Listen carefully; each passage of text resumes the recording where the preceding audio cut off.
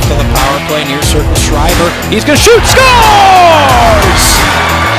Will Schreiber roofs a wrist shot past Sebastian Wigfield, and it's a tie game.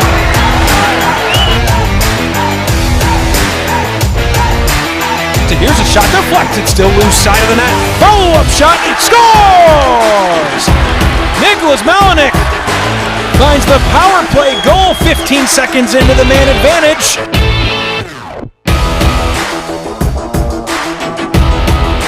Loyola buzzing, sharp angle, holding, Gustafson, shoot, scores! Jack Gustafson with a brilliant play, the side of the net, makes it 3-2 Loyola. Hopping off the benches, kneeling, Gustafson trailer, good stick, backhanded shot, still loose, Loyola wins! Jack Gustafson finds a loose puck, and the Ramblers win it 2-1 in overtime.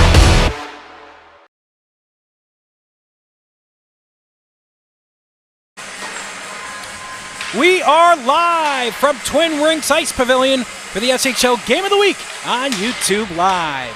Good evening, everybody, and welcome into tonight's broadcast for this highly anticipated matchup between the two top-ranked teams in the state, Loyola and Stevenson.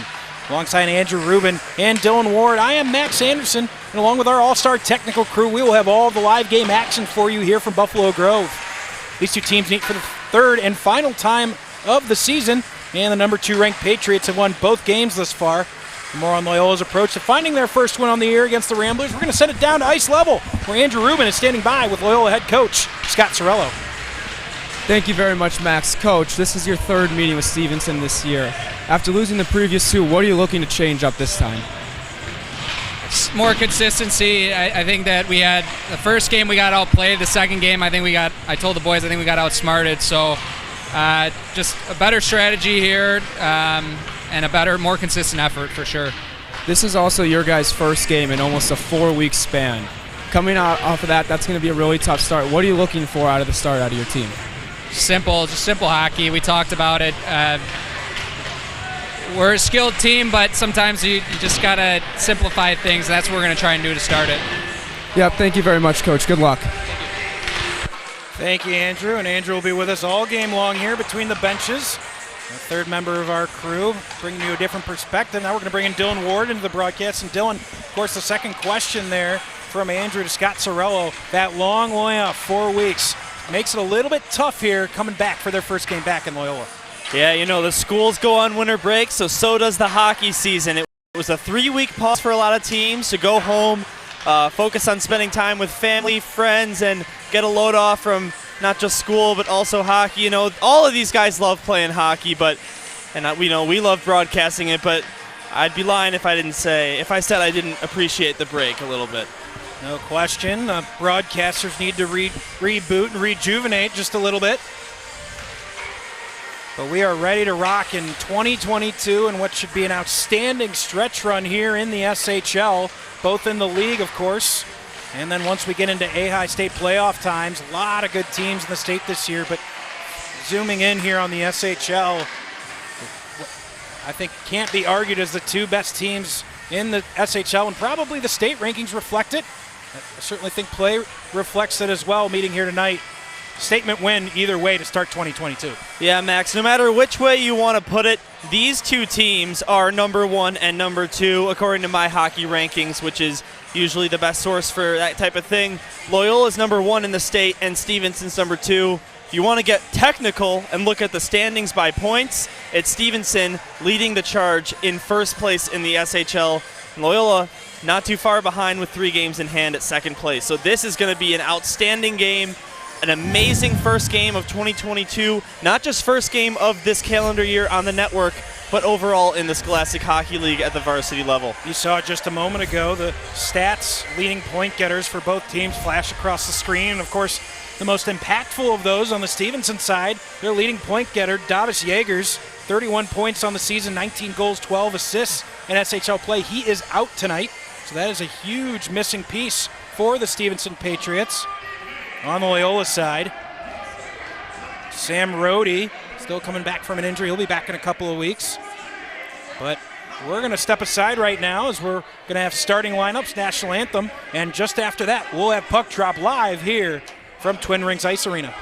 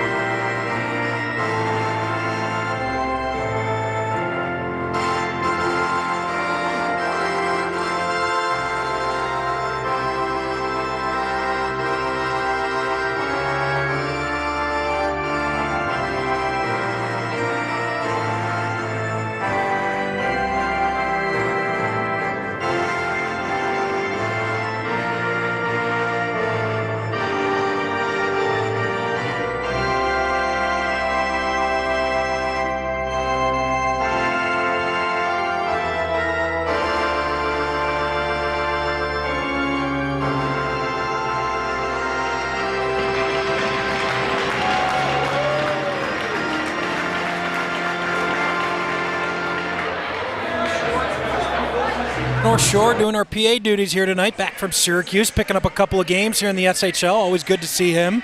You'll hear him in the background all night tonight.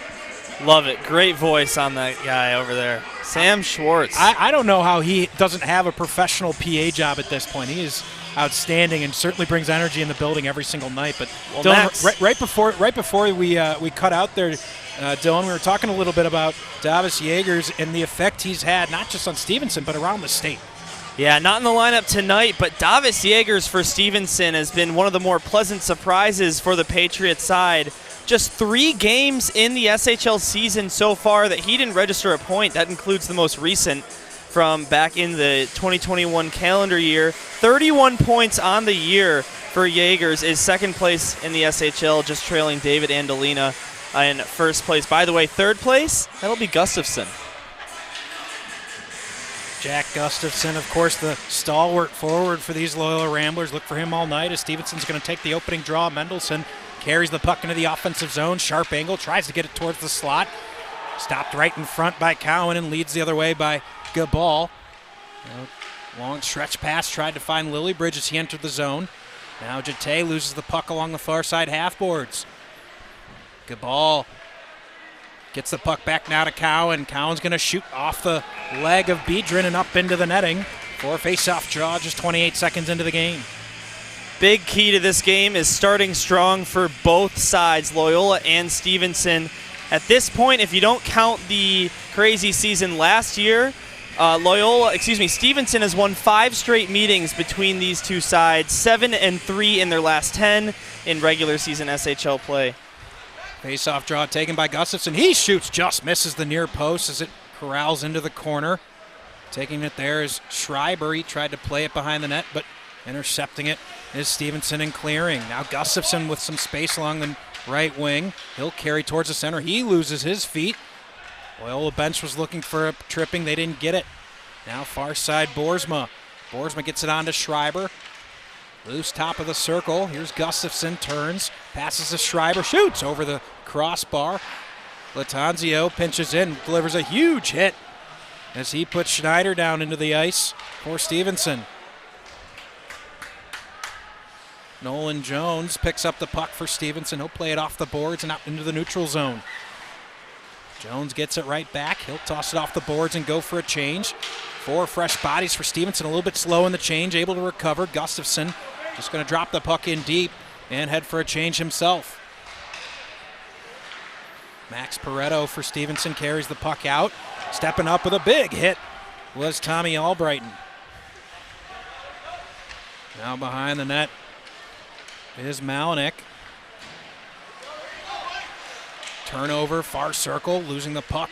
Around the dot was Baker, trying to fight to get it back, gets it back to Albrighton. Couple of deflections, a weak backhanded shot from Bobby Sharfstein, and an easy save from Adler. Yeah, he said it a weaker shot from Sharfstein there, but a good awareness by Loyola Gold to get that puck to the front of the net. I mean, if you're making plays like that as the #1 team in the state less than 2 minutes in, it's only a matter of time, Max, before one of those gets by Adler. Keep that going. Another face-off win for Loyola. Puck back to the point, not able to keep it in as Albrighton had to fire it outside of his offensive zone. Now Waltman in the neutral zone. He can't quite handle the puck, and finally Stevenson able to flip the ice. Stokes on the forecheck, trying to get the puck from Albrighton. Takes a look up ice. He'll just flip it up ice. One of the lower ceilings you'll see around the state here at Twin Rinks. Something I'm sure Stevenson's used to and Loyola will have to adjust to. You go to Heartland, you got a much bigger ceiling for Loyola. Rink wide, deflected right at center ice, so no icing. We'll play on. Steal for Loyola in the corner. Loses the puck. Now taken. Chance out in front. Puck went sliding across the crease. There was a good pass from Andrew Lermer. No one on the other end for the Green Sweaters. Winning the puck now. There's Garrett Grady. He loses it as he leaves the zone. Teams exchange turnovers in the neutral zone. Finally, it's Steele who's going to settle it down, dump it in deep, give Gabal a chance on the forecheck. Grady waits for it, half boards. Big shot. I believe it was deflected in front by Stokes and wide. Biedrin takes the puck along the far side boards. He's checked off the puck, keeps his balance, 2-on-1 if they hear it. Here's a shot. Big save, O'Brien. His first test of the game, keeps it out. Now Jete in the corner, pin against the board. Steele going to try to give support. Mendelson trying to dig it out as well. Eventually coming out to O'Gradney, back up to the point. A shot deflected just wide. And Lillybridge going to flick it off the boards and clear the zone. Fitzpatrick thought about letting it go far enough for icing. Realized it wasn't going to get there. Smartly played the puck and carries it out of the zone. Now Boersma takes it in the neutral zone. Gustafson loses it at the blue line. Latanzio's going to have to hustle. O'Gradney pestering him the entire way. Harlow from his defensive spot fires it in deep. Near side boards O'Gradney. Latanzio going to muscle him off the puck. Shot from O'Gradney easily into the glove of Kieran O'Brien. Of course, our starting goaltenders tonight brought to you by Schmidt Goaltending. Dylan, if you want to introduce our starting goaltenders and go through a couple of their stats here. Kieran O'Brien in net on our left, wearing white for Loyola Academy. 9 games played this season, a 145 goals against average. That leads the SHL, and a 926 save percentage. Jonathan Adler for Stevenson, 192 goals against average, and a 915 save percentage. Yeah, Max, one thing I'm looking to here is we aren't seeing a lot of clean zone entries, and also one thing that also needs to be noted, both these goalies have not seen game action in a very long time as well. We'll see how they get settled in today. And Andrew, there's only so much you can do in practice, right? Only so many tennis balls you can throw against the wall, so many shots you can see in practice. Nothing like being out here in a game situation. That's a good call, Andrew. Something to keep an eye on here early. Boersma carries the puck. Schreiber just a step late to it. In between the circles, a shot knocked down by Harlow. Side of the net, Gustafson in front. Shot from Schreiber. Good pad save for Adler. Now Schneider loses the puck. Gustafson finds Boersma, not quite in a good shooting spot. Adler was a little bit out of position, but his defense bailed him out.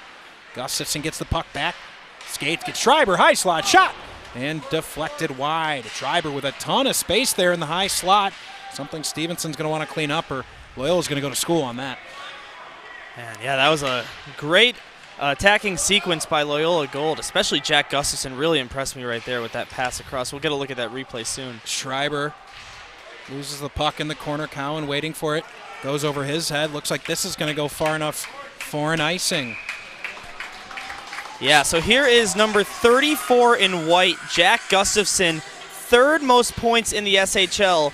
You can see him right there with the puck. He sends that over to Schreiber in the slot, creates a great scoring opportunity, and just to get that pass over, Schreiber wasn't open until 1 second before he had that puck. Gustafson knew exactly where his teammate was going to be. And credit Schreiber with feeling the space in the zone, right? He noticed there was a gap. He made his way towards the space between the circles, found himself wide open in the high slot. It's good situational awareness there by Schreiber. 11:29 left here in the first period, scoreless thus far. And you know, Gustafson with 29 points, it's 15 goals, 14 assists, so he's really not standing out in either way. He knows how to put him in and set him up. No question about that. As puck comes back to Myers at the point, he'll drop it in. Latanzio chasing after, instead it'll be Sharfstein. Stokes keeps it in at the point. His shot well high and wide of the net. Takes a weird bounce off the boards. Malinek able to handle it. And back the other way comes Fritchie. He's pressured the entire way. Stevenson keeping a high line on the forecheck at the moment, putting pressure on these defensemen to make quick decisions. Clearly an early strategy here from Stevenson. Harmon carries the puck, goes around one defender in Latanzio. Puck just a little bit out of his range to complete the move. Now taking it away and clearing it is Sharfstein. And settled by Wu. Wu gets the puck as he enters the zone, tries to go around Latanzio. Not enough on that move around 10 in white. One of the biggest bodies on the ice for the Ramblers. Latanzio, certainly a part of their physical presence, and takes on added importance with Sam Rohde out of the lineup for Loyola. That really is a big body out there wearing number 10. I mean, it's just such a standout player when you look at it from this high, from our broadcast booth especially. Latanzio's a big body. Think about Latanzio, Lillybridge, Gabal, even Albright, some big athletic bodies for Loyola. And you talk to some other teams who really struggle with that at times. Here's a shot pad save for O'Brien. Kicks it to the near side boards and cleared by Waltman. Full line change here for Loyola. They get 5 fresh buys on the ice. They're a little bit late getting their change in. Here's a shot just missing, high and wide. Now a pad save from O'Brien. Kicks it into the corner. Cowan tries to find Gabal and does. Gabal's going to carry it out. Lillybridge is offside, so we're going to get a whistle. Take a look at this rush from Nolan Jones, number 5 in green. Just 7 points in 19 games played. It's coming up here. He goes end-to-end over the blue line. Maybe no replay upcoming, but that was just an unbelievable move. He got around 2 different Loyola defenders and all the way to the net and really didn't miss that crossbar by much. It's only a matter of time before one of these 2 teams breaks the ice. And here's Gabal. His shot easily gloved by Adler and a whistle. 9:13 left here in the first period, just getting going with the number 1 and number 2 teams in the state at the moment, Loyola and Stevenson. Number 1 and 2 in the SHL, number 1 and 2 in Illinois. A hotly anticipated game to kick off the 2022 season here on the SHL network. And what a shame it's their final meeting. Nope, we'll see. I have a feeling we're going to see least them in the a few more regular times. season. SHL playoffs coming up. Wouldn't be surprised if this is a matchup late in the state tournament.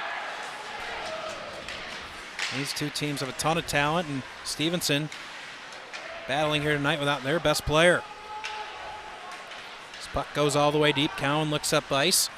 He's going to get it onto Lillybridge, who just taps the puck in deep. Oh, we're going to get an icing. Looked like Lillybridge got a piece of that right at center ice, but call anyways. Want to thank our great sponsors here on the SHL Network: CCTY Bearing, Christopher Burke Engineering, Stormy's Tavern and Grill, Glassa, the Great Lakes Adaptive Sports Association, York Hockey, Loyola Hockey, Wintrust Bank, Lake Forest Bank and Trust, Wintrust Community Bank, Schmidt Goaltending, and Kramer Construction. We welcome Kramer to the SHL family. Newest sponsor here on the SHL Network. We thank them and all of our sponsors for their great support of the SHL and the SHL Game of the Week. Face-off win by Stevenson. Back to Jones. He shoots. Pad save. O'Brien kicks it into the corner. Rink wide pass. Gustafson's going to carry it out of his own zone. Gustafson looks. Goes cross ice to Schreiber. Backhanded shot. Couldn't get much on it. And away with it comes Will Harlow. Harlow from his defensive spot going to lead the rush for Stevenson. Tries to get it to Pareto back door, just a little bit past him. This sharp angle shot deflected wide. Now Schreiber far side half boards. That's a smart play rink wide. Gives Gustafson some space to carry the puck up. He's going to miss Boersma, and that's going to be an icing, so another offensive zone draw coming for Stevenson. One of those sponsors, Max. York Hockey is on the SHL Network tomorrow night. They play OPRF. If my eyes didn't deceive me, 3 SHL Game of the Weeks in the 1 week. Not one, not 2, but we're doing 3 SHL Games of the Week this week. We think everybody was a little bit excited. Get 22 going. Obviously, we picked this game up. This game was not on the original schedule. We flexed it here into the SHL Game of the Week as we couldn't let number 1 and number 2 play and not bring it to you live on YouTube. Now side of the net. Puck. Now the goal is off its posts. And a whistle with 7:46 remaining. Max, I don't know if you have anything to do with that decision to flex this game into the schedule, but if you did, I think it's a pretty good call. I'm always keeping an eye on the schedule.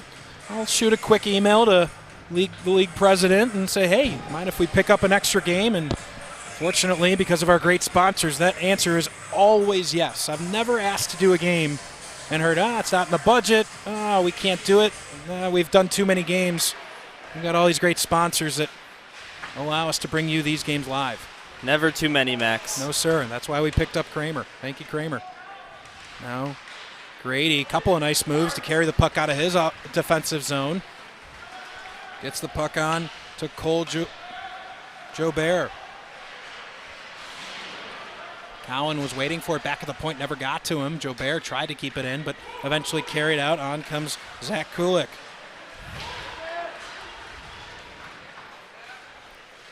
Waltman skating hard to try to reach that puck, not able to. Biedron back the other way for Stevenson, steered wide. An easy pad save for O'Brien. And Jobert carries it out for Loyola. Here's Cowan. He'll shoot. Again, easily sticked aside by Stevenson. Jate is going to settle it in his own zone. Go D-to-D with Harlow. Now with speed comes Stevenson entering the zone. Good stick by Steele. Mendelson had a head of steam heading into the offensive zone. And Steele stopped it. Here's Gustafson getting just back on sides. Boersma. Gustafson around one, deflected side of the net. Kadlik racing to the near side point to keep it in. He's able to, but losing it off his stick with Schreiber and cleared by Stevenson.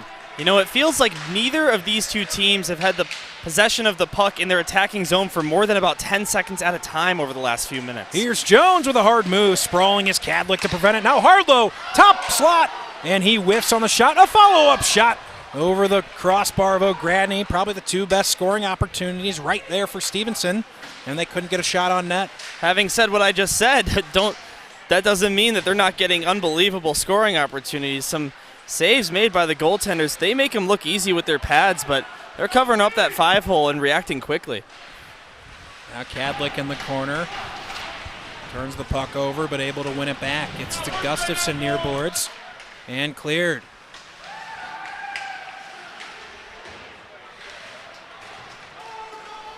Puck chipped into the Loyola zone and taking a face-off is O'Brien. One thing I'm also noticing, both teams have made passes to the high slot where it seemed open, but both teams are willing to block shots early and often here on high-scoring chances. Both these teams, it's a great call, Adrian, because I don't know that we keep block shots in the SHL, but just from the games I've done, I've probably done about 4 Loyola games. This is my, I believe, 3rd Stevenson game. Just back of the napkin math, I might have these two teams as the most block shots in the league. Both these teams so willing to put their bodies at risk to block pucks. It's certainly part of the reason they're the 2 top teams in the state right now. It's shot prevention. Max, I've seen both of these teams multiple times this season, and you couldn't have been more right with that comment. O'Grady, some contact. There's a delayed penalty as O'Brien's reached the bench. Didn't catch what it was, I'll be honest. It was in the neutral zone. I saw a man go down. Maybe, Andrew, you got a better view of it down there? Yeah, I believe 44 Schultz just took almost about near a baseball swing, but a slash, a very serious slashing penalty on Grady in the neutral zone behind the play. And we just got to look at the replay there. Jimmy, if you could do that replay one more time for us. Maybe it's on that it hit. had to have been earlier there as O'Brien was headed towards the bench here early. So power play opportunity, shot from Cowan. And that shot deflected up into the netting. So with 5:02 left here in the first period, a 2-minute power play opportunity for Loyola on deck. Well, Loyola 19%, that's 3rd in the SHL in the power play. Stevenson, as good as they are, special teams is not their strongest suit. Their penalty kill is just 5th in the league of 10 and their power play 8th, but their penalty kill at 85% to Loyola's 19% man advantage. Boersma curls off the half boards, now up top Cowan. Cowan looks, gets it to Gustafson outside near circle. Boersma turns, back up top Cowan. Stevenson doing a nice job back in the middle of the ice, keeping Loyola to the outside. Jones going to try to steal this away from Gustafson. Gustafson initially wins it back. Jones has the puck deflected, fortunately off his stick on the clearance, so that's going to be a neutral zone draw for Stevenson, and a nice play from Jones. Yeah, one thing Stevenson really did well on that penalty kill was they kept the puck on one side of the ice. We know this Loyola power play can be very lethal, and by keeping that puck on one side of the ice, it not only helps their goalie, but also the other killers. And, it's funny you say that because, when you look on the ice, a lot of these Ramblers are right-handed, which is the side, you want to be on the left side, and they were keeping it on the right, so not very many lanes to shoot for Loyola Gold in that first bit of power play time.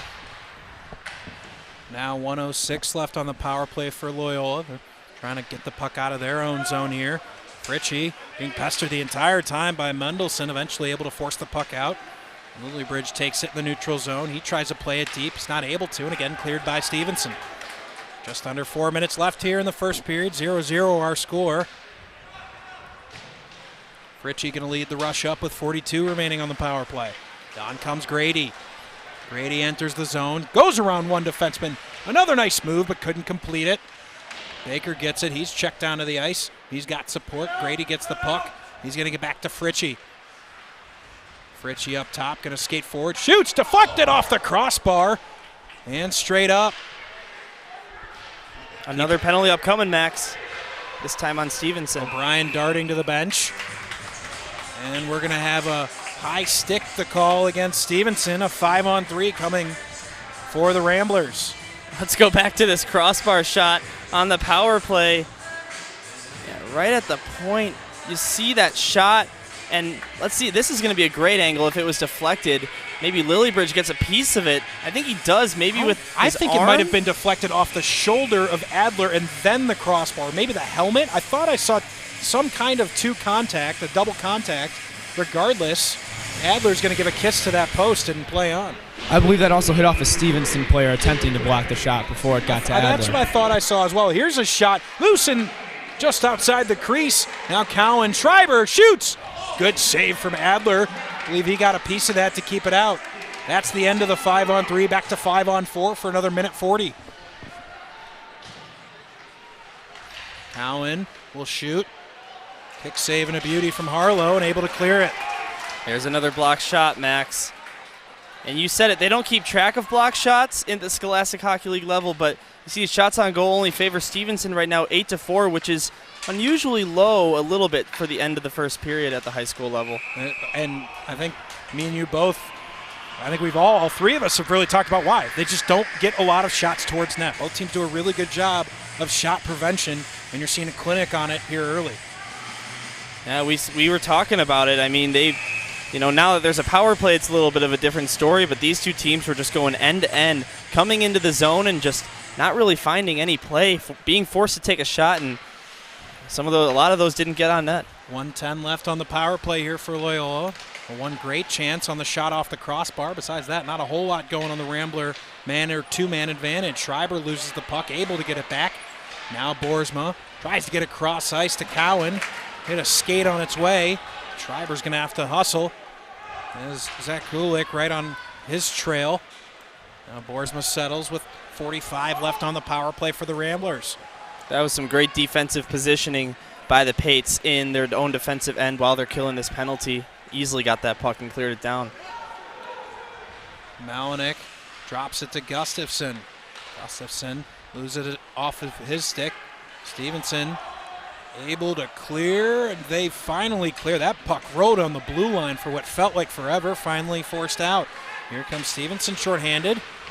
That's Lermer looking to do damage down a man, but at the very least, they're going to waste a significant amount of time here on their penalty kill. Jones now looking how he can continue the stall. And this is going to toss it rink wide. Jete there, and that's going to be the end of the power play. So a short 5-on-3, not much going for Loyola. They had the one good chance on the deflection off the crossbar. Other than that, not a whole lot going on the power play there for Loyola. Schreiber takes it. Here's a shot. Pad save. Easily steered aside as Harlow takes over for Stevenson. Harlow with some speed through the middle of the ice. Goes around Gabal. Now skates wide. Harlow still with the puck. He's looking to make his next move. Tries to drop it deep. Fritchie steps in front of it. Kept in at the point by Biedron. His shot blocked by his own man, by Jete. Another big block by Albright, who took that one off the chest right in the slot. Back the other way comes Loyola. Here's Grady. Grady, backhanded chance. Too sharp an angle. Couldn't get it on net. Now Lillybridge waiting for it behind the net. Instead, Cowan waiting now at the point, but not able to keep it in. 26 seconds remaining here in the first period, still 0-0.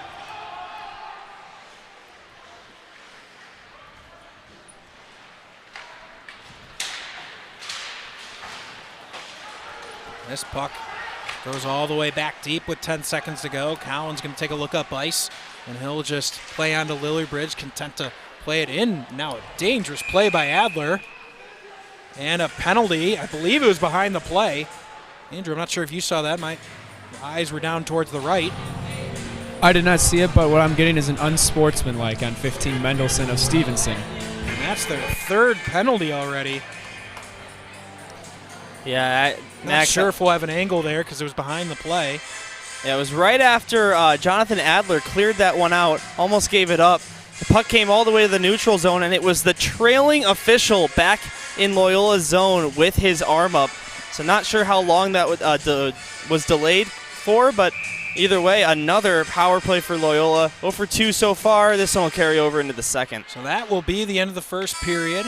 1:57 on a power play for the Ramblers when we start the second period. At the end of one, Dylan, Stevenson with a little bit of edge on shots on goal, but overall, I'd say a pretty even game thus far. Yeah, that was extremely even, and of course, the most important stat in hockey is the goals, and that's even as well. And for both these teams, when they're tied after one period, believe it or not, in kind of a bizarre stat line, Loyola goaled 4-0-0. I mean, obviously, they're one of the better teams in the state, but they've found themselves tied after the first 4 times, and all 4 of those games winded up being wins. As for Stevenson, when it's all even after one, they're 5-1-0 in the SHL regular season thus far. So we'll take a quick timeout, catch our breath, come back with second period action in just a moment, right here on your home for SHL Hockey YouTube Live.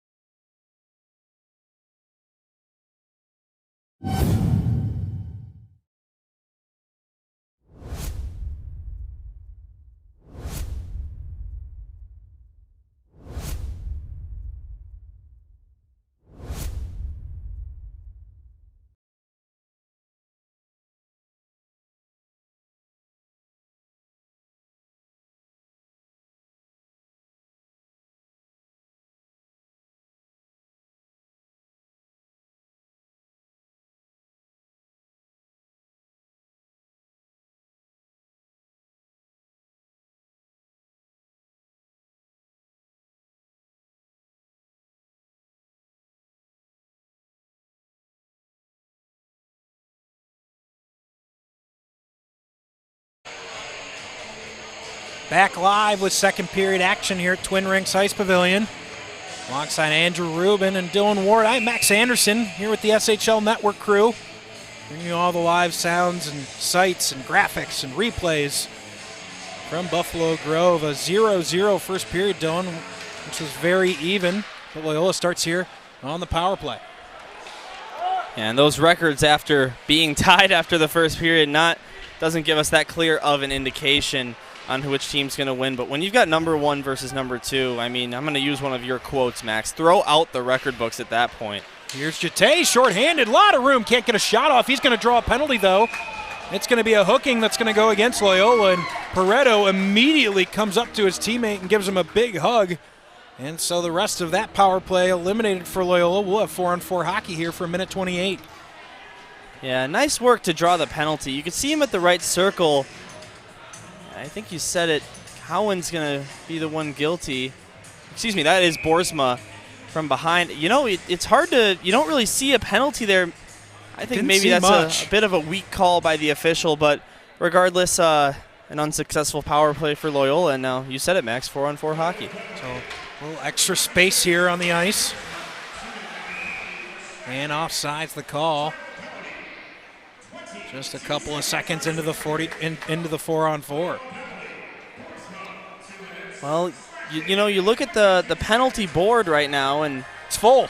There's a penalty on. There's 2 penalties on one side and one on the other.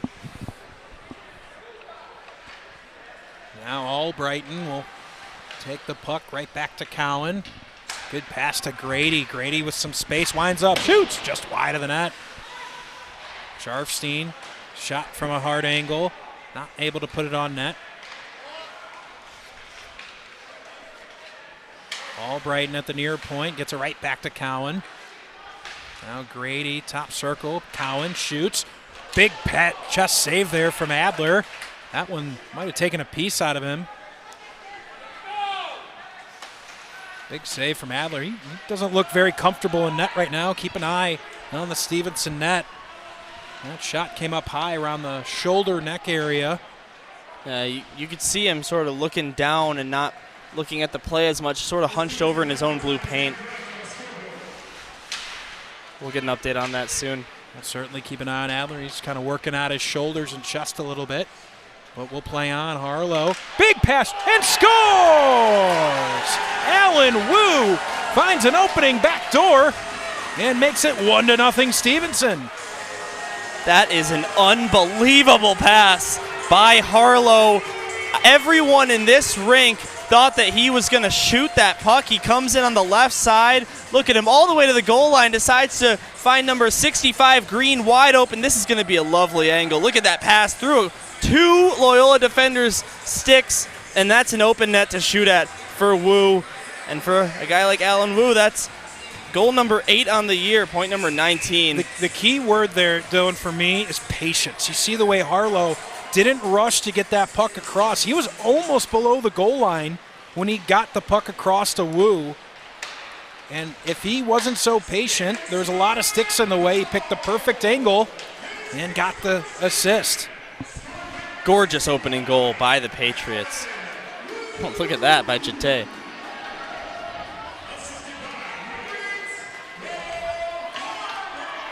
So Stevenson draws first blood. Now on the power play are the Patriots as that 4-on-4's over.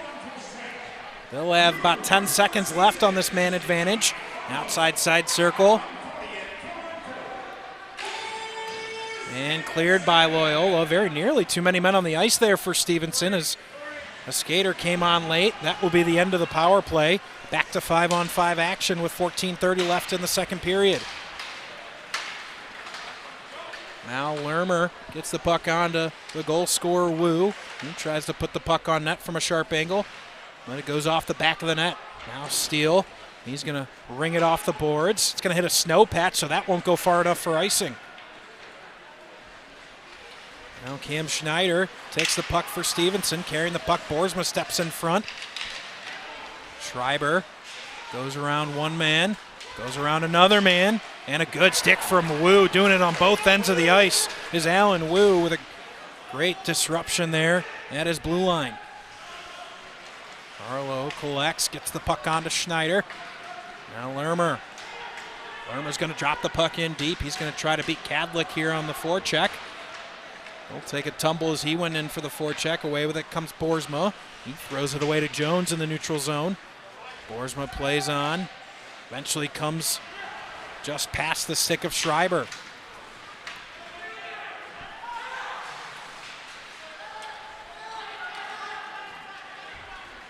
Kadlik from his defensive spot joins the play. A shot deflected wide. Take a bounce right in towards net, so Adler has to fall on it and give Loyola an offensive zone draw. Allen Wu and Harlow getting points on that goal. No secondary assist. You take a look at the Stevenson Patriots roster of skaters. There is not a single player on that active roster with 0 points. The depth of the Patriots team is incredible. In their last game, they scored 4 goals against York. There were 8 skaters with exactly 1 point, not one with any more, and a couple with less. But one of the guys that was dressed for that game was Yeagers, and he's not one of those 8. Now that puck comes loose, and Adler didn't realize that puck was sitting right in front of his pad. For a good second or two, finally dropped his glove on it, and an offensive zone draw. One thing Stevenson has done a much better job this period is their zone entries. We see at the beginning, the first period, their defensemen were actually leading most of their rushes. Here we're seeing much better breakouts and breakout passes from Stevenson to have clean zone entries in the Loyola zone. It's been a much more crisp offensive period for Stevenson. I'm not just saying that because they got the game's first goal. Been a lot more coordinated, more tape-to-tape passing, and definitely some high-quality chances, in addition to, of course, the 1 goal they've scored. Baker's checked at the blue line. He's going to try to force the puck in. Jete takes it off his stick, misses a man. He turns it over as Sharfstein collects. Now 3 Ramblers below the goal line. Stevenson's going to try to break out. Rink-wide pass just misses the stick of Myers. Loyola is able to recover. Myers is going to throw the puck in deep. Albrighton back to collect it for Loyola. Malinek goes high off the glass. Not played by a high stick and Baker, according to the linesman. We'll play on. Here's Biedron. Skating hard is Wu again. He creates some space. Shot blocked by Lillibridge.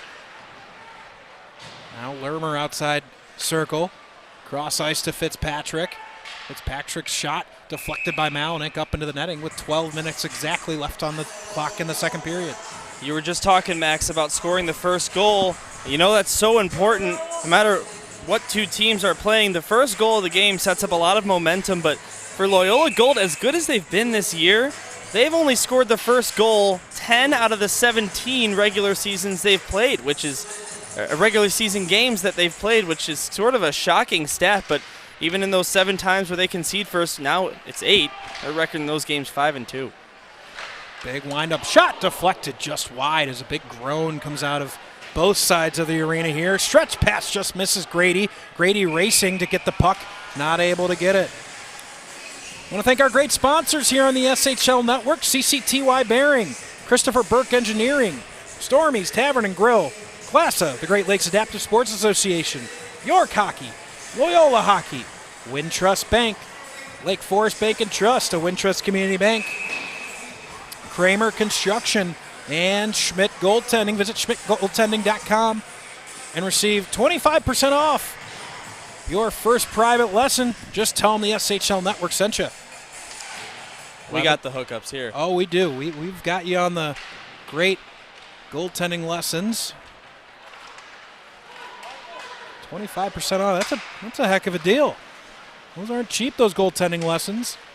Schmidt, one of the best in the business at it, though. Does a great job, part of the GBN program, and just does a fantastic job with their goaltenders. So if you're looking to improve your goalie game, give Schmidt a call. Now Cowan whacks the puck to Boersma. Boersma's going to go off the boards and get it to Gustafson. Now on to Schreiber. Schreiber skates, shoots, he scores! Will Schreiber beats Jonathan Adler glove side to tie the game with 11:05 left in the second period. There's another one of those shots where you don't really find a play as soon as you step over the blue line, and all you could do is fire. Both teams have been doing that all game long. This time it pays off for number 71 White, Will Schreiber, with a perfectly placed shot to tie this game up at 1 with 11:05 to go in the second. It was one of the back skating defensemen, too, who might have just at the end created a little bit of a screen, maybe just enough to shield Adler's. I'm sure he would tell you normally he would make that glove save, but regardless, it's 1-1. Thing left the stick in a hurry, Max.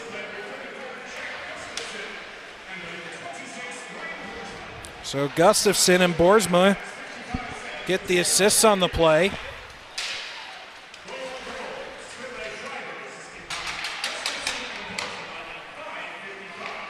Finally getting the puck after calling it there for a couple seconds was Harmon. He can't handle his Albrighton checks him off.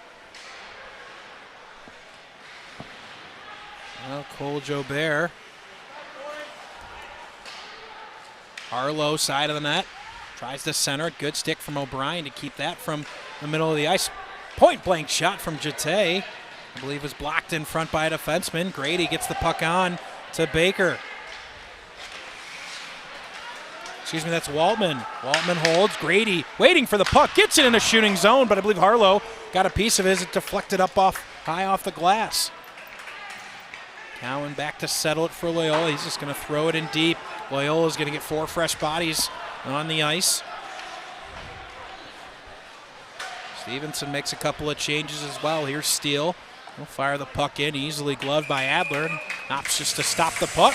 Take a defensive zone draw with 9:44 to go in the second. This game's been exciting all night long and now really picking up. Both teams finally on the board. We're looking at a tie game through 2, and Max, really, in spite of Stevenson being up on shots by 1, this is one of the more even high school hockey games I've seen throughout this entire season. Yeah, these are 2 high-quality teams, and despite the layoff, doesn't seem to be a whole lot of rustiness. Sharfstein, point blank, another stuff attempt. Not able to get it by Adler. Keeping it in is Steele, but quickly taking it out is Lermer. Wu gonna skate hard near boards. Take it all the way in. Steele loses an edge. Puck loose. Now top circle. Fitzpatrick pinches. Pays off initially and eventually forced out by Loyola. Baker trying to get to the puck and forced out by Stevenson. Puck goes far enough for an icing with 9:09 left in the second.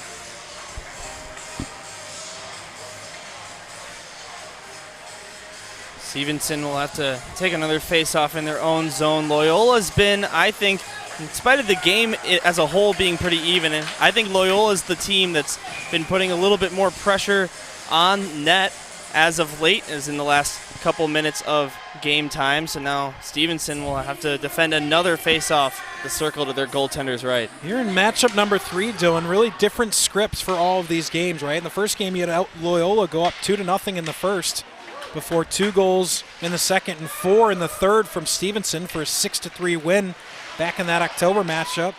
First SHL Network game back, right? That is correct. That is correct. We were right here over on the Red Rink back in October. And the second game was a little bit different. A 3-1 game. It was 2 goals from Davis Jaegers. The difference. Now a turnover. Gustafson tries to get it across ice as Schreiber was wide open back door looking for his second goal. Never got to him.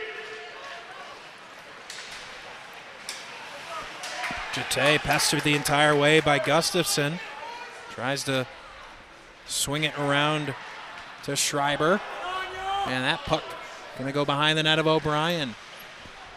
Ritchie tries to clear the puck out. He's able to. Gets it up to Schreiber around center ice. Trying to drop it to Gustafson. Gustafson takes it away. Tries to go around a second. Takes a big hit in an awkward angle. Good to see him all right. A little bit exposed there, kind of an awkward hit. He looks to be up and fine. Now Grady will lower his head. Backhanded shot. Blocker save from Adler to keep it out. Deflected puck clips the netting, so we'll get I think a neutral zone draw. Are they going to keep it here in the Stevenson? I believe they're going to keep it here down to our left, to Adler's left. And this Loyola Gold puck control and passing has just been unreal in these last few minutes. really the whole game. But, I mean, they have that thing on a thread right now in the attacking zone. It's only a matter of time before they're going to pop one in. Pop another one in, I guess. Schneider gets bounced from the face-off dot. Loyola wins the draw, not able to get a shot on net. Cowan down to a knee to keep the puck in. Throws into the corner, now Gabal. Gabal with a good stick lift. Good physical play, gets the puck out in front. Steered aside by Harlow. Now sharp angle, trying to get up top to Albrighton was Grady, but a risky play as Schultz gets the puck. He gets turned around looking for a penalty as Stevenson. He's going to get one. And he's going to get one. The trailing official with his arm up. And that looks like it's going to be another power play for Stevenson. So Albrighton headed to the box. And a second power play opportunity for Stevenson. 7:14 left here in the second period. 1-1 our score, and Stevenson looking to capitalize here on the power play for the first time tonight. Face-off draw is going to come to the left of Kieran O'Brien. Schneider not able to win it again. Boersma, but not able to force it out. Here's Jones. Jones skates towards top of the zone. Jate outside circle. Plays it in behind Fritchie. Fritchie checks Biedrin. Now Lermer behind the goal. Gets it back to Biedrin. Tries to get it out in front. No one home. Jones. Now a sharp angle was Jate, and he misses the net. Good play by Jones to find Jate open here on the near circle. Jate right there was looking to extend his SHL point streak to 3. He had a wide open net, but just couldn't hang on to that pass from Jones. Now Jate not able to handle the puck as he enters the zone, and again cleared by the Ramblers with 1:15 left on the power play.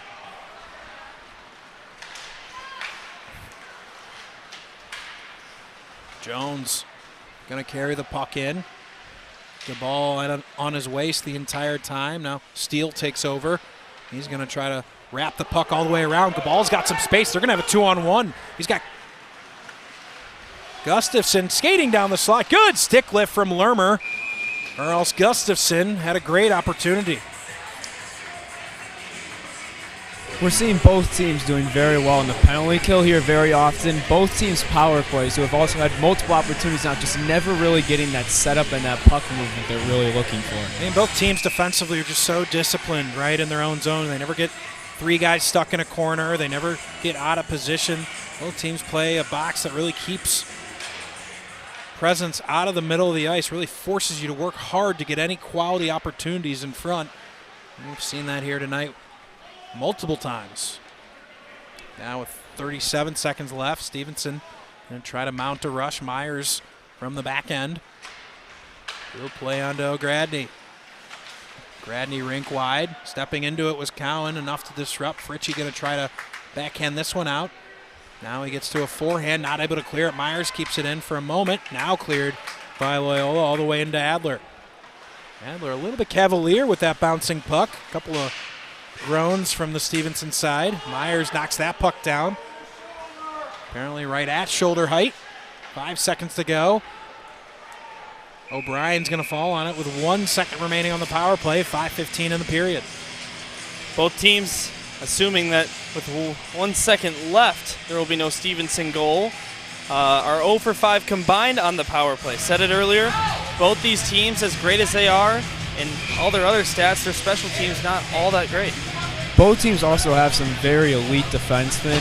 Harlow and Jones on Stevenson are 2 of the better in the SHL in the state, as well as Cowan on Loyola. They obviously are going to be playing in the penalty kill situations.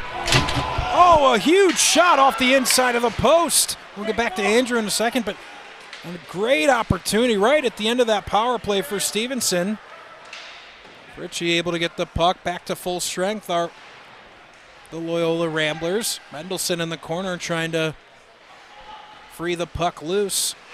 Trying to force it out. Fitzpatrick keeps it in.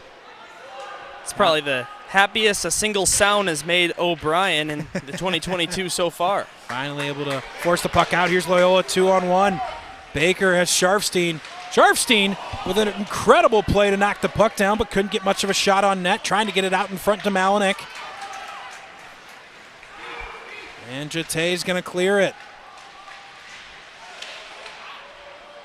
Now Biedron behind the goal line as Steele and Baker both right on him. Baker takes the puck now, and Malinek able to clear.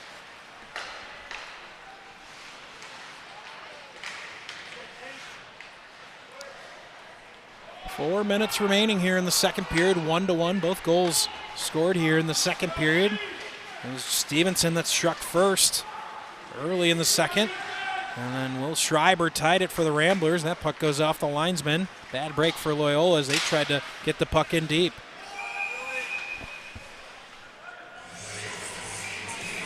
Face-off draw going to come here in the neutral zone as that puck bounced up into the netting with 3:45 remaining. Twin Rinks Ice Pavilion in Buffalo Grove. Stevenson has called this rink home for a long time now. This is one of the classic barns here in the Chicago suburban area. My brothers 20 years ago were playing here. I remember coming to games as a little kid here at Twin Rinks. Played for Stevenson about 20 years ago now. The hot-cold contrast is pretty unbelievable. When you're standing right by the glass, you can't survive without a coat. Up here in the broadcast booth. Yeah, you got a nice little heater right in front of us. They take good care of us here up at Twin Rinks. Jimmy even has his jacket off. That's how warm we are up here. 3:24 remaining in the second. Puck comes back to Myers. This shot blocked it away and hits that overhang netting. The offensive zone draw going to come to the left of O'Brien. It is a decent crowd here tonight. Not that many students in the rink, but definitely one of the more crowded SHL games that you'll find yourself running into. Hey, if you opted to stay home and watch on the SHL network instead, we don't blame you. We thank you. Just stay safe out there, everybody. We got just taking a peek at our viewership numbers here tonight. A lot of people watching at home. To watch the number 1 and number 2 teams in the state go at it. Gustafson going to play the puck up off the boards. Good stick by Jones, or Schreiber would have had a lot of space in the offensive zone. Instead, they had to clear. Jones turns the puck over. Cowan steps in from his defensive spot, goes behind the net to Boersma. Boersma takes a check. Albrighton pinches a little bit from his defensive spot. Now Schreiber checked off. Good patient play. No, he turns it over. Gustafson takes it back. His shot, pad save. Schreiber another opportunity as the puck slide off his stick. Trying to win it back, eventually forced out by Alan Wu. Wu, he'll shoot. Wu's one of those players that you don't necessarily need to see his number. He has a very distinct skating style. The way he puts his head down when he skates, you can tell Alan Wu's coming from a mile away. Now backhanded stuff opportunity. Steered aside by O'Brien. Jones back at the point. He'll shoot, blocked by Schreiber. Jones gets it back. Now gets it on Harlow. Into the slot. Jatay wasn't able to get a ton on it. He was kind of falling down. He knocks the puck down again to get it back. Jatay skates wide. He's got a stick around his midsection looking for a call. Never got one. Now Gustafson with a nice play. Winds up, shoots, just misses the far post. Crafty play by Jack Gustafson. 1:42 left in the second. 1-1 our score. Harlow going to settle through the middle of the ice. Bit of a dangerous play. Turns it over. Here's Grady. Gets it onto Gustafson. Shoots. Scores! A turnover in their own defensive zone leads to the second goal of the game for Loyola. Jack Gustafson with his 16th goal on the SHL season makes it 2-1. Are we really surprised that Gustafson's on the board? If at first you don't succeed, try again. There's Grady right at the blue line. Steals that puck away from Stevenson. And then eventually he did get it over to Jack Gustafson. Here it is right there. Left circle, fires. Gustafson with the second goal of his team's game, third of the game overall, and the lead for LAG. Jack Gustafson was in the right place at the right time and buried that shot, but that play was created by Grady, forcing that turnover and then finding Gustafson in the slot. Yeah, really heady play by Grady. We see him do a lot of that. One of the really sharp players for Loyola, plays the game with his head and his athletic ability. There's no doubt about that. Here's a shot from Myers. That one just wide of the net. Schultz steered off the follow-up opportunity.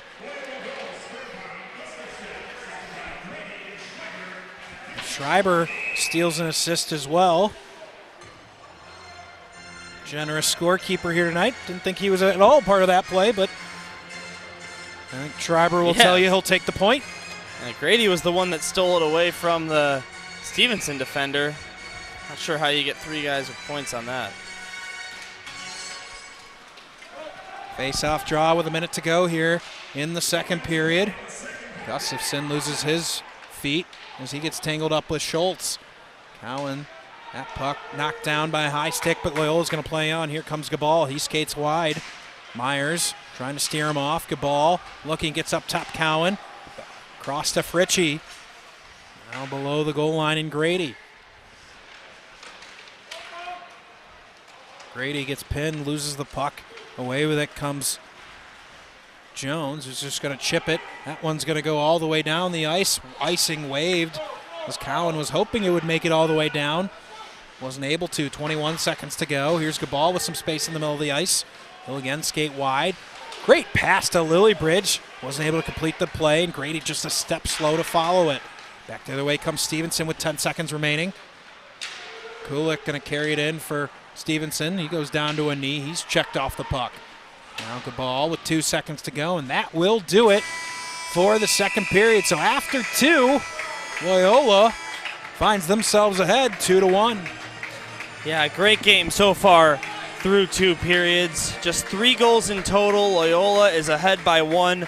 When Loyola carries the lead into the third period, a whopping 11-1-0 result for that. As for Stevenson, when they come into the third period trailing, they have only a 2-3 record. So when Stevenson loses, it's not that often this season, but when they do, they usually do not have, they're usually trailing heading into that final frame. So we'll see what happens. Number 1, number 2. Stevenson trails by a goal as we enter the third period. Don't go anywhere. We're going to take a quick timeout, catch our breath, come back with third period action in just a couple of minutes. Live here from Twin Rinks Ice Pavilion on the SHL Game of the Week on YouTube Live.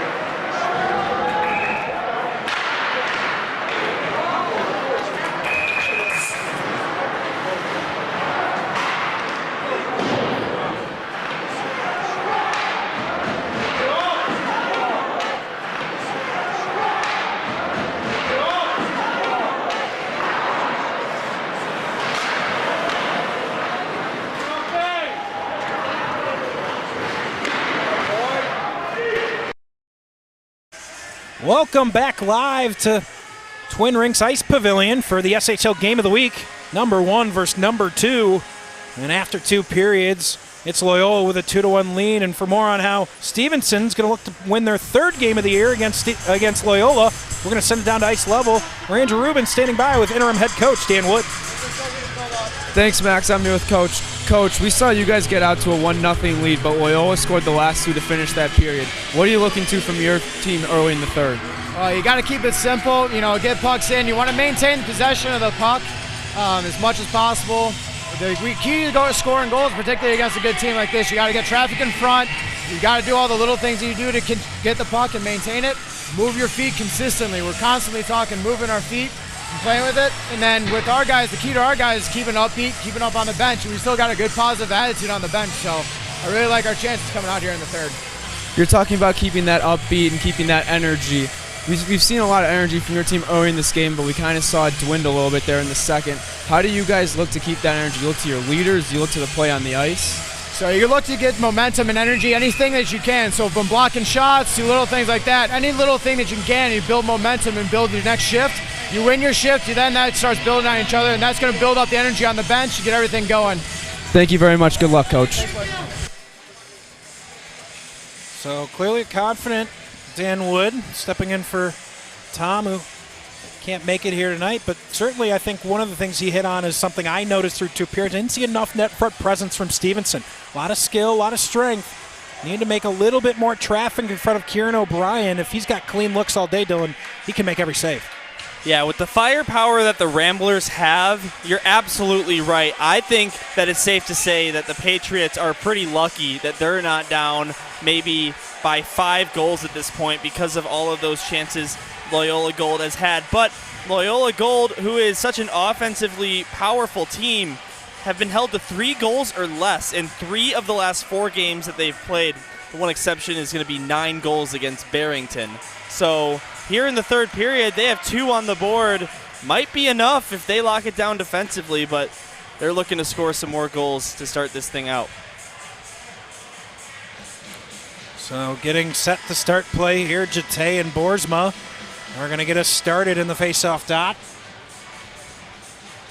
What better way to start 2022 than number 1 versus number 2? Technically, I know that doesn't rhyme, but it still feels good to say. Now Cowan going to take the opening draw for Loyola. Albrighton flips it across ice to no one in particular. Following up the play now is Boersma. Tries to get to Schreiber, and cutting him off there was Myers. Following it up, Albrighton just over the crossbar and spins all the way out of the offensive zone. Cowan back to take it in the neutral zone.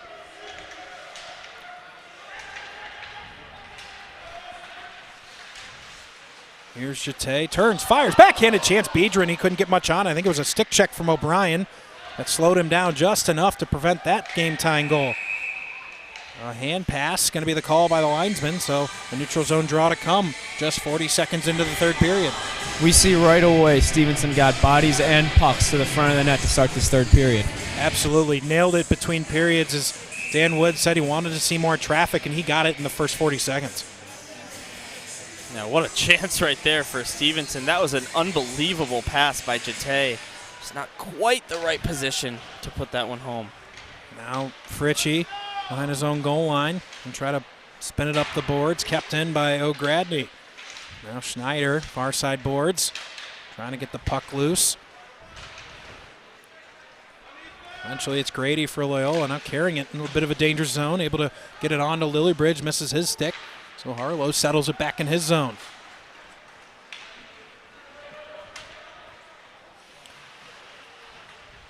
Now Latanzio was checked off the puck. O'Gradney tried to get something started for the Green Sweaters, not able to. Back the other way comes Grady. He takes a huge hit. He did a full 360 on that hit, and he's a little bit slow coming up. He's trying to get back into the play or get back to his bench. That was a massive hit. Icing going to be the call. You're going to see Grady as he carries the puck into the zone. I mean, he went a full 360. And we'll keep an eye on him if he's able to return. You don't say. You saw him labor all the way off to the bench, and now he's being talked to. Has an assist tonight to extend a point streak to 3 games in a row. We've been talking about all the big bodies out there for the Ramblers. Grady, one of the smaller guys, but still such an impactful forward. Looked like that puck got just past the blue line, but waving it was the linesman. Break for Stevenson, not able to take advantage as Cadlick carries the puck out. Plays it sharply off the boards as Baker collects it, gets it to Sharfstein. Sharfstein carries behind. He's got Steele back at the point, instead drops it behind to Baker.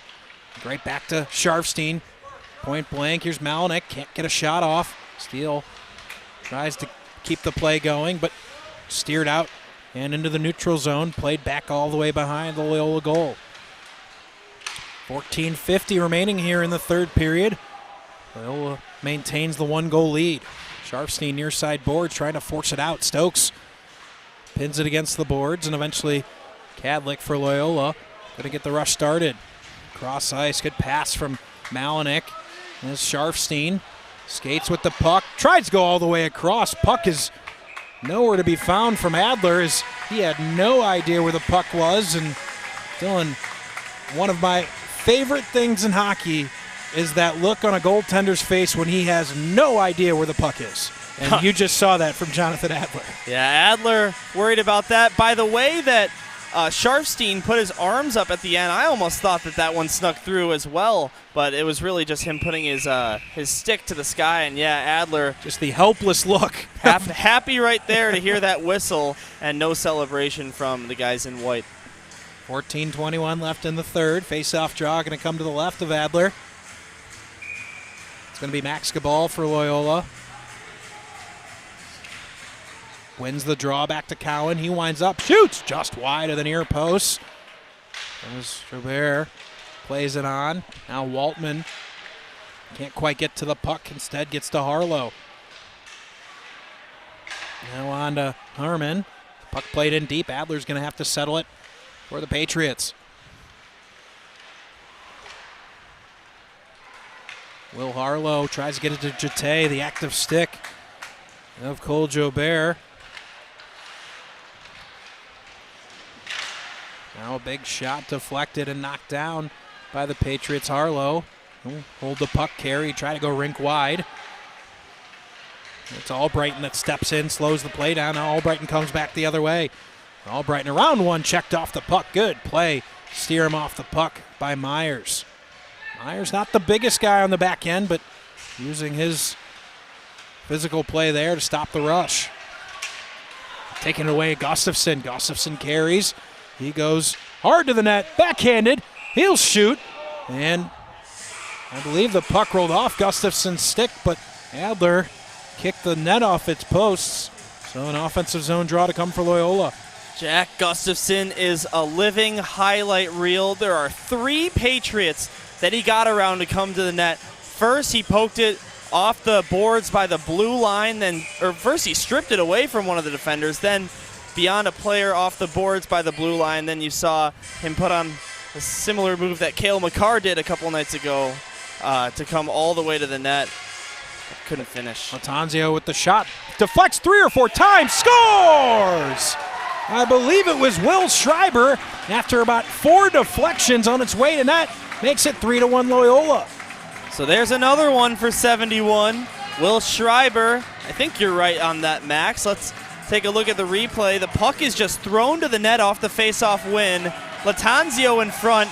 Schreiber's right there in the blue paint. This will be a great look. And yeah, he finds that loose puck. It arcs over Adler and over the goal line, and now it's a 2-goal lead for the Ramblers. So with 13:10 remaining in the third period, a 2-goal advantage for number 1 Loyola. And how about this? We were saying earlier, so when Stevenson scored that first goal, when Loyola Gold concedes first, they're 5-2-0. So we were talking about how when they allow the first goal, it doesn't necessarily bother them all that much. They're showing us why right now.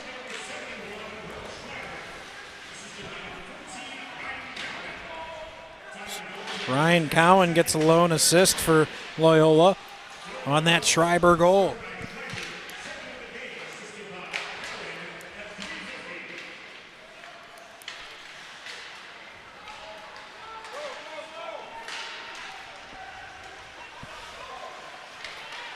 Oh! Oh, sharp angle chance, very nearly. Trouble for Loyola. Schreiber's second goal of the game and his 12th on the season. His 24 points overall. That puts him into second on Loyola for points. Jack Gustafson well ahead now, with charting his 30th point of the season here tonight on his goal in the second period. Well, Gustafson, who now has, I believe, is it 2 points or just the one? Yeah, it is 2. So now he has tied Davis Yeagers, who's part of this Stevenson team, not on the ice tonight, for tied possession of second place in the Scholastic Varsity League for points accumulated. Under 12 to go here in the third. Stevenson's got to find 2 if they're going to come back and win this game. Mendelson gets it to Jete. Mendelson, a nice backhand pass. Again, Jete below the goal line.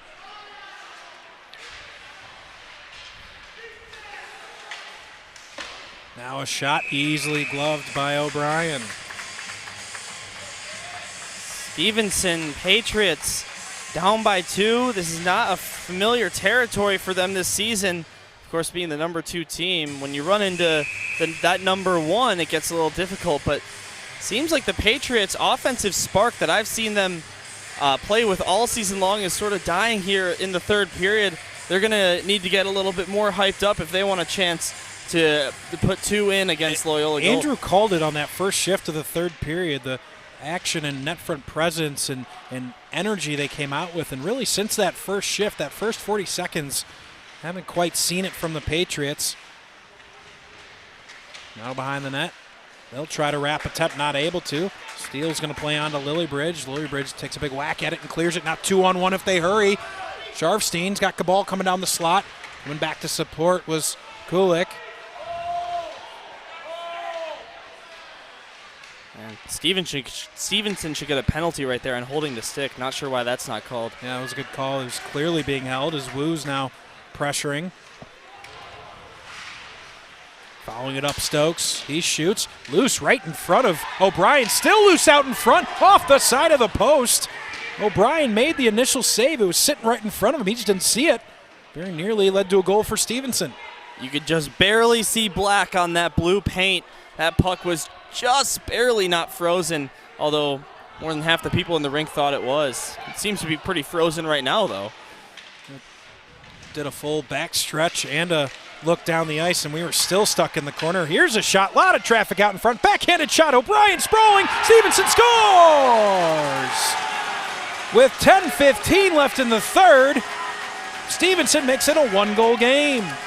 Sometimes, Max, all you need is to shoot that puck as much as you can.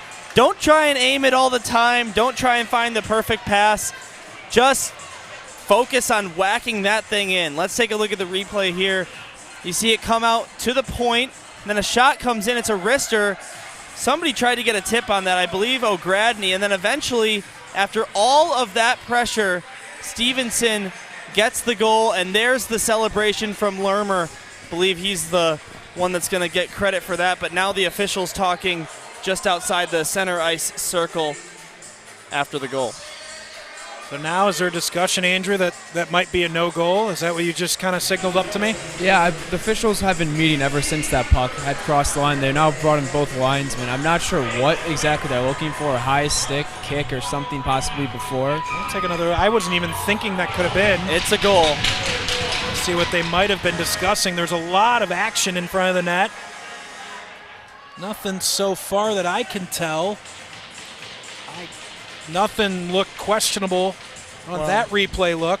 Sometimes when you get a play like that, you know, it's easy to maybe think that there's some goaltender interference or whatnot, but either way, the referee pointed to center ice. It is a good goal, and let's see if we can get an explanation now. What I'm hearing is that they were worried. They thought that puck might have been frozen possibly before on that earlier save, but that's what the Loyola coaches were upset about, and that's what the rest, they're getting an explanation now I can't see the replay like you guys do. We've seen quick whistles for sure. That initial save O'Brien made about 20 seconds before the goal that eventually was dug out by, I can't remember which forward. That puck was loose, and I think the linesman saw that the entire way, let the play go on. Eventually, about 20 seconds later, it led to the goal. Yeah, I mean, that puck was kind of faux loose, or faux frozen, I should say, for a decent amount of time, easily long enough that any official who believes it truly to be frozen is going to blow the whistle. So the fact that they didn't, I think, is part of that. You certainly have seen a less amount of time a whistle get blown for a frozen puck, but regardless, it was a good call. He did not have control of the puck. We had a good view of it right to our left here. Yeah, I saw it right in between those two pads. So it was Lermer that got the goal. It's Wu that gets the assist, as he had a backhanded shot that really got that scramble going in front of the Loyola net. Now back the other way. Now Loyola only leading by a goal. Schreiber going to try to find some insurance for the Ramblers. Backhanded shot into the slot. Gustafson couldn't get much on it. And able to make the save, as forcing it out is Harmon. Spencer Harmon, number 2 in blue. Haven't seen him with too much ice time so far. He's riding a 3-game point streak coming into this game. So the D-man getting a little bit more attention from his coach. Now Pareto plays the puck in deep. Waltman, late change for Stevenson. Waltman's going to try to take advantage. Eventually recovering is Myers. Waltman goes all the way around, gets it out in front, no one home for the Ramblers. And clearing it is Stevenson. Myers going to get the puck deep. He's going to give Schultz and Schneider a chance on the forecheck. Instead, it's going to be Fritchie coming out with the puck, turns it over, chance out in front. It was on the wrong side of the stick for Schneider. He couldn't get a shot off. This puck going to be cleared, but too far, and that'll be an icing for Loyola. I want to thank our great sponsors here on the SHL Network: CCTY Bearing, Christopher Burke Engineering, Stormy's Tavern and Grill, LASA, the Great Lakes Adaptive Sports Association, York Hockey, Loyola Hockey, Wintrust Bank, Lake Forest Bank and Trust, a Wintrust Community Bank, Kramer Construction Management, and Schmidt Goaltending. And Dylan, we've kept our eye out all game for the Schmidt Goaltending save of the game. Feel like you have one yet, or are we keeping that in our pocket? Keeping it in the pocket for right now. There's been a couple of decent saves by the goaltenders, but, not one that's really stuck out to me so far, so I'll let you know. One thing I'm noticing since Stevenson scored that second goal, the pace has really increased for both sides. They're playing with much more speed, much more intensity since Stevenson has made this a 3-2 game. Yeah, there was that kind of lull there for about 5 or 6 minutes after that first shift we talked about, where Stevenson really felt like they were a little bit stuck in the mud for a few shifts.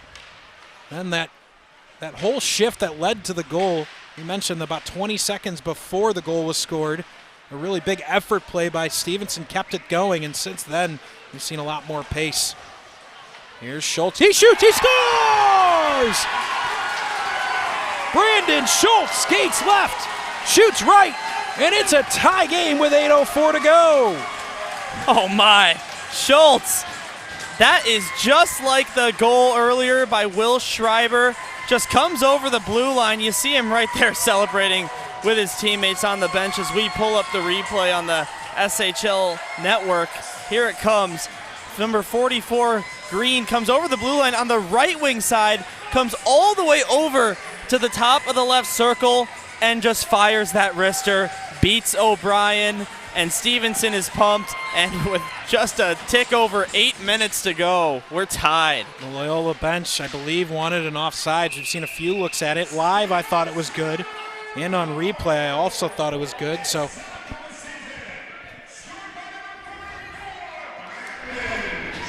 we know a shift after a goal is a very big shift for this game. We see Loyola immediately putting their top line out there if this game gets 3-3. This is a very big shift for the rest of this game.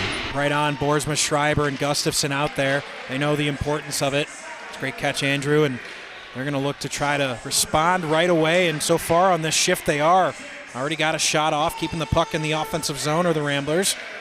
Now Jate can't force it out as Boersma's all over him. Kadlik tried to make it there to the point, instead couldn't, goes the length of the ice for no icing. Loyola faithful can't believe there was no icing, and I think they're going to get one here, and they're not going to be thrilled about it as that puck missed the stick of Schreiber. Boersma tracking down the linesman to have a conversation with him as well. It's crunch time coming up for both teams. I mean, we're looking at a tied game. Welcome back, Scholastic Hockey League.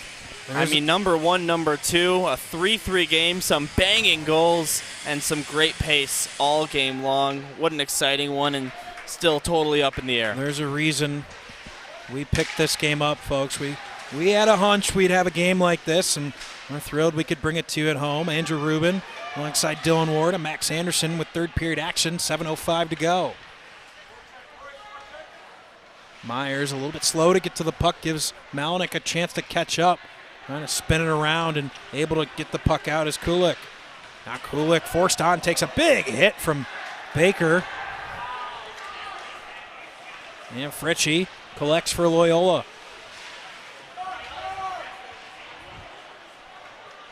Baker surveys. He's going to go hard off the boards, but kicked to a stick by Harmon. Harmon gets checked. Here's a shot from Wu right into the belly of O'Brien with 6:35 remaining. All the momentum right now belongs to the guys in green and gold and a little bit of white. They are absolutely hounding their attacking zone, getting shots on Kieran O'Brien. He's making the saves. And right now, Stevenson is up on shots on goal 22-15. And Max, in this period, which they've been so dominant, 8-3. Yeah, this third period's been pretty much all Stevenson other than about a 3 or 4 minute period of this frame. Now Sharfstein trying to change the dynamic for the Ramblers. He's going to skate all the way around the net. He's got a man back at the point, and Albright instead drops to Lillybridge. Lillybridge turns, shoots. Good save from Adler. Hasn't had much traffic in front of him this period, but makes that save to keep it a tie game. For Loyola, we have not seen Grady since he did take that big hit. We see him with his helmet off here on the bench. You have to assume that he is done for the night. Yeah, he looks like he's done for the game there at the end of the Loyola bench. That's a big loss for Loyola. 15 points, and not just what he does on the score sheet. Such a cerebral player, really a leader for this Loyola team. That's a loss that you hope is just for tonight. You hope it's not any longer than that for his importance to this Rambler squad. Now Albrighton with a shot just outside the far post. Cowan pinches down. Cabal able to play on. Sharfstein skating hard to get to that. Able to disrupt enough. Cabal with the shot deflected, but over the crossbar. Now Lillybridge gets it onto Sharfstein. Lillybridge surveys, gets it into the middle. Boersma check. That's going to be a cross check and a power play coming for the Ramblers. Wow, how about that? With Might have less saved than a goal. 6 minutes left. Might have saved a goal, but it's going to be Loyola heading to the power play. It's going to be their 4th opportunity, and 0 for 3 so far. Oh, you saw Boersma find a nice crease just in the low slot there, and that cross check isn't taken. He would have had a lot of space, and for a guy as talented as Boersma, he buries that more often than not. 2 minutes going against Max Pareto.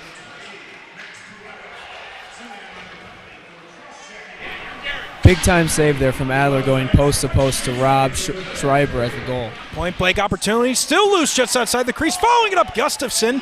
Adler got just enough of another one right there to keep it 3-3. Cowan top circle shoots, deflected wide. Now Schreiber, he'll spin it behind him. Gustafson behind the goal. Malinek battling to get in front. Jones trying to dig him out from that spot.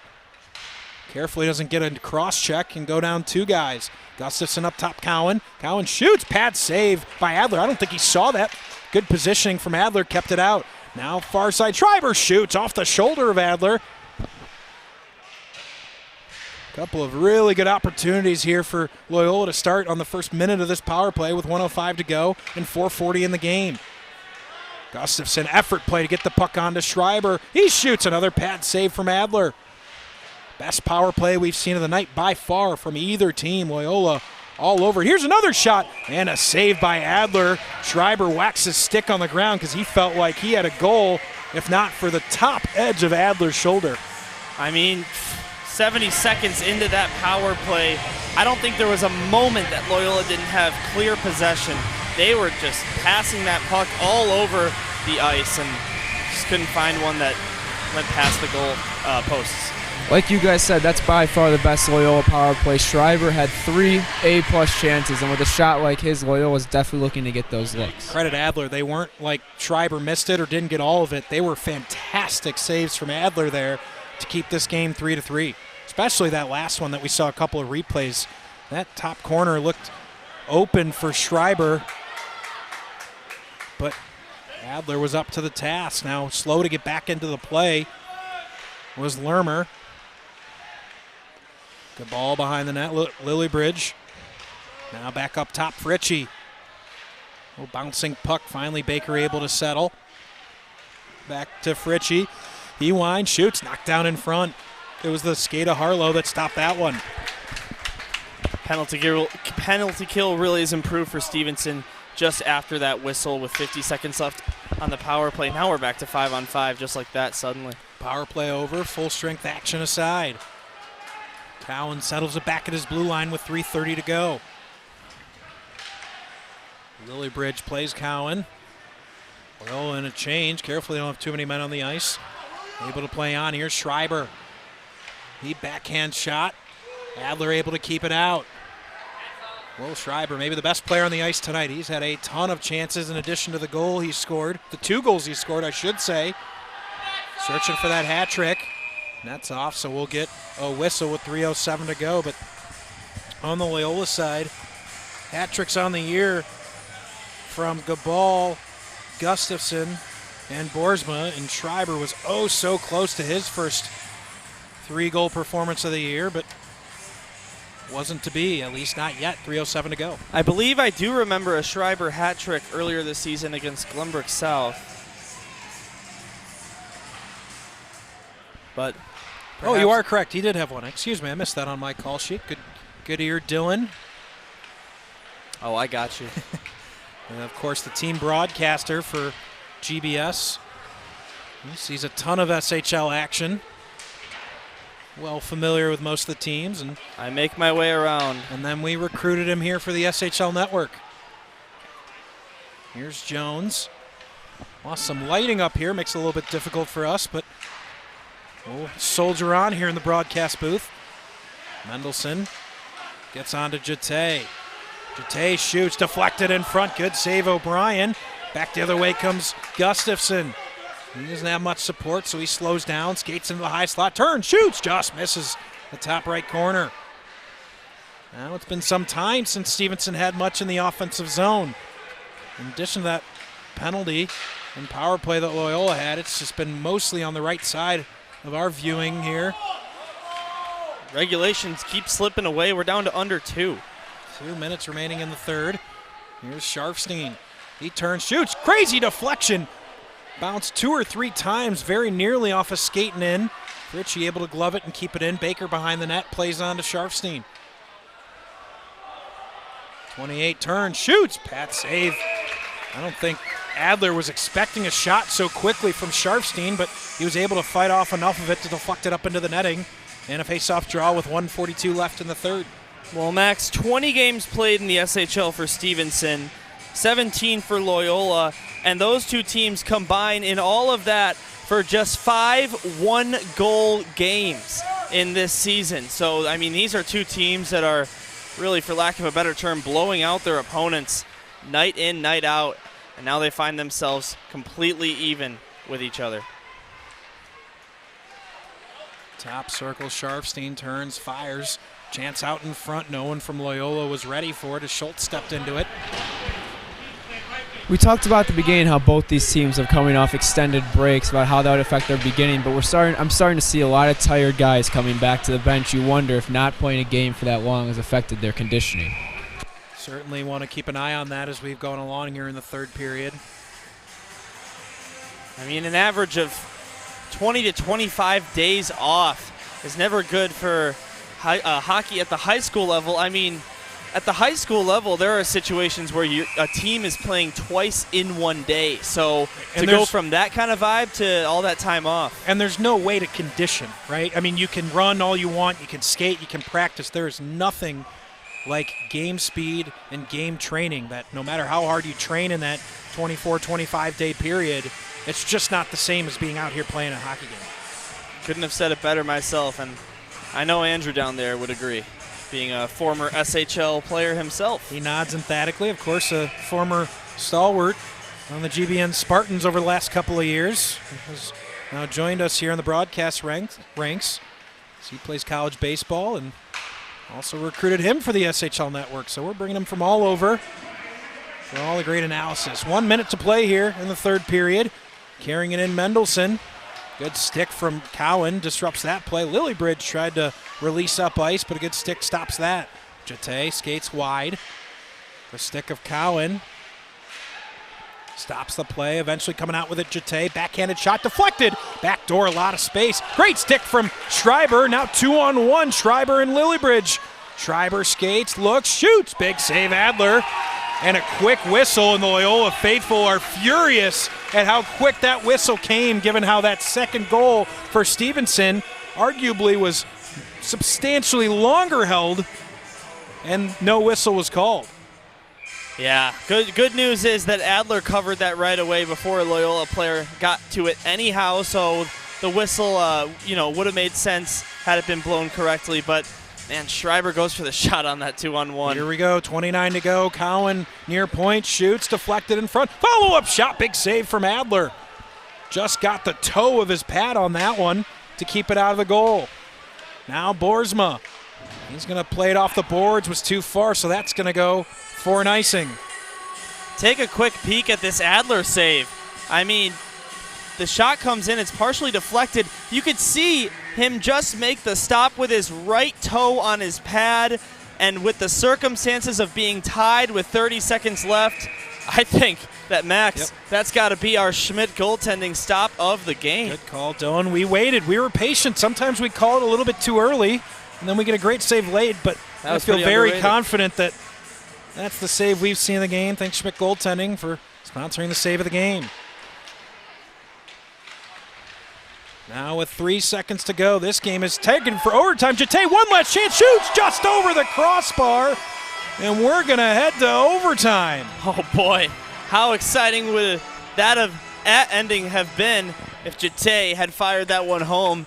There would have been no time left on the clock. It certainly would have been a good goal. I'm not sure if we got it on the camera feed, but as Jete headed back to his bench, he kind of threw a big fist up in the air, like so close. I mean, that puck wasn't more than 6 inches above the crossbar, and what would have been one of the more thrilling game-winning goals we've ever seen, but we're going to get overtime instead. Stevenson has gone beyond regulation 3 times this season. 1 game went to overtime, they lost it, and then they've been in 2 shootouts, 1-1 record in those 2 for Loyola Gold. Beyond regulation 2 times, both games were wrapped up in overtime with an LAG win. One thing kind of puzzling on that last play, going in, there's 11 seconds left. We started to see some Loyola forwards start to leak out of the zone, and that left Jete wide open in the high slot. Just not something you like to see with only 10 seconds left. Andrew, as a broadcaster, I'm guilty of it. I started setting up overtime with 3 seconds to go, and play wasn't over, right? Jete, with his head on a swivel, takes the puck away there in the high slot. I mean, a heavy slap shot he took that just missed the crossbar. Played till the buzzer every single time, buzzer or whistle. Andrew, spot on that Loyola felt like they stopped playing there a little bit. Can't blame you, though, with the free hockey and with the top 2 teams in the state. There's going to be no shortage of skill in this 3-on-3 overtime. Of course this game goes to overtime. Why wouldn't it? These 2 teams have been going at it all night long, and now with 3 skaters on the ice in each jersey color, it's all going to come down to this 5 minutes of OT and then a shootout if necessary. Someone's going to win this game. No ties in high school hockey. We'll play 5 minutes of 3-on-3 like Dylan was saying. Then we'll go to a shootout.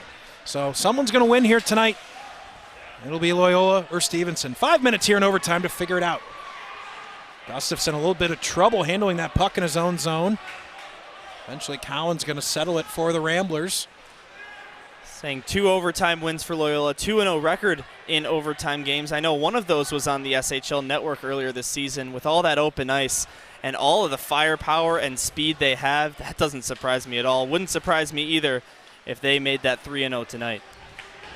Whereas, of course, Stevenson with a couple of OT losses on the season, so nobody's been snake-bitten more in OT than the Glenbrook South Titans. Is it 4 OT losses on the season? Yep, and a 1-4 record in those overtime games. So with 4:10 remaining in the third, excuse me, I should say in overtime, Cowan's going to carry the puck in for Loyola. Gustafson gets the drop pass. He stops, turns, gets inside of the net. Active stick from Jones. A follow-up shot. No goal. No goal. The call from the referee. I thought that went in as well. So did the Loyola fans at the stadium. You didn't see a reaction from Gabal. Andrew, we'll what was replay of that. Andrew, what was your angle on that? I saw that puck hit the post, but not to be looked far upon. Jack Gustafson just made a huge play with his stick to deny a breakaway pass right after that puck hit the post. Some would consider it a game-saving play. Oh, yeah, you could just see that hit the far left post, just barely on our replay. I don't think that ever went over the goal line. And, you know, usually when those go in, the player who took the shot is going to know it, and I didn't see any complaint from number 90 White. You saw a ton of complaining from the Loyola fans, but not much from the ice. I think they saw it, but inches away from getting that OT winner. Now Schreiber with a ton of speed skates. He goes backhanded shot, a great stick by Harlow. Deflects that up into the netting with 3:27 left in the third. Couple of nice drives by Loyola here in this overtime period, a minute and a half in, but one missed the net and one hit the post. So I guess both missed the net, but Stevenson really without a solid chance, a clear game-winning chance yet in the period, but still lots of time to play 3-on-3. Gabal in the corner, trying to wrestle the puck away. Eventually it's Schreiber, Fritchie waiting for it back at the point, taken away by Biedron. On comes Raphael Biedron. He goes cross ice, just past Jete. Now Loyola having some trouble corralling the puck. Could have had an odd man opportunity. They do. Fritchie skating up the slot. Good backhanded pass. Fritchie's shot wide. Schreiber far side half boards. And settling it is Stevenson. With 2:50 left in the third. Jete, you can tell some tired bodies on the ice. Harlow follows. He loses it. Going to be a 2-on-0. Baker trying to hustle to the puck. Harlow going to get back to slow it down. Great stick from Harlow. And he disrupts that opportunity. Unbelievable defensive play right there by one of the Stevenson captains, number 8, Green, Harlow. With the game on the line, no less, too. Now Harlow, an extended shift here. He's been out there for quite some time. Gets the puck back. Lermer coming up the slot. Shoots just high and wide of the top right corner. Following it up now is Harmon. He's going to have to retreat back into his own zone to get the puck with 2:05 to go. Now turning it over. Jones hustling. Gustafson. You can tell these guys are running on dead legs right now. Gustafson normally gets to that puck. He's laboring to get back. Now Jones skates wide. Awkward bouncing puck. Sprawling is O'Brien. And Lillybridge takes exception to the poking at his netminder from Lermer with 1:45 to go in OT. You know, that right there is the first real bit of physical play between these two sides. Loyola and Stevenson, not necessarily mainstream rivals in the Scholastic Hockey League or really in high school sports in general, but you know, that rivalry is going to start to build little by little as these two teams just claw away at the competition as they both are making a run for state. Both these teams believe that they can win state. It's all just going to be a matter of who, because one team gets it at the end. 2 points at stake here in the SHL, but don't tell these two teams it's just about the 2 points. They want to make a statement. If it's Stevenson, they want to take down number 1 for the 3rd time this season. Sweeping the season series. And Loyola wants to cement themselves as number 1 in the state. Here's Gustafson, has the puck roll off his stick. Jones now in the corner with the 1:25 to go. Chipped up and just missing Biedron, or he would have had some space to head into the Loyola zone. Cowan back to settle it for the Ramblers. Here comes Boersma. Boersma skates, he looks around, he's got some space, drops to Gustafson, shoots. Easy glove save from Adler. Nice shot placement there by Gustafson going to the far side. Was looking to go above or below the catching glove of Adler, but unfortunately for Gustafson, Adler's glove was in a perfect position. Caught that like a catcher behind home plate, no problem. 109 to go in the third. 109 to go in OT. 3-3. Andrew. Yeah, Loyola was keeping these players on the ice for this final minute, looks like. Even though they might be tired, they're sticking with their guys.